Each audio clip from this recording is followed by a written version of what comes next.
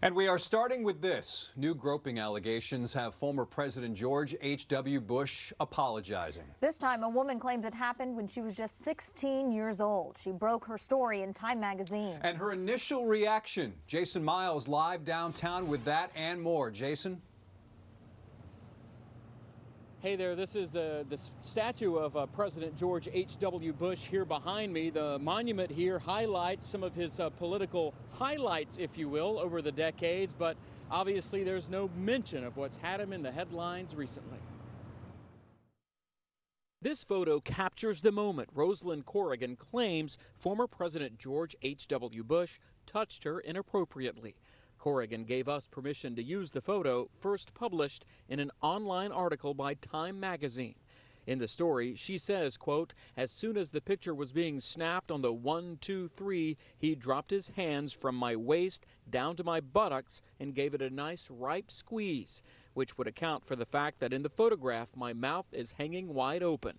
Corrigan's story and the photo date back to November 2003 during a meet and greet with federal employees and their families in the Woodlands. She was 16 at the time.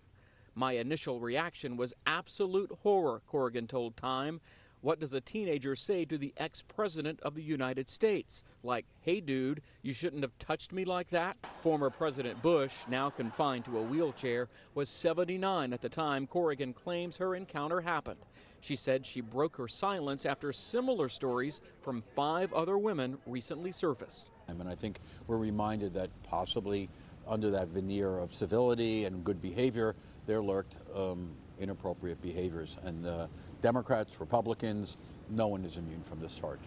Rice University professor and KHOU political analyst Bob Stein says that while allegations might have statutes of limitations, public opinion does not. Maybe the upside of this is that women feel who've been, whether they're 72 or sadly 14, will no longer stand silent about this. A spokesman for Bush issued a statement which reads, quote, "George Bush simply does not have it in his heart to knowingly cause anyone distress, and he again apologizes to anyone he offended during a photo op."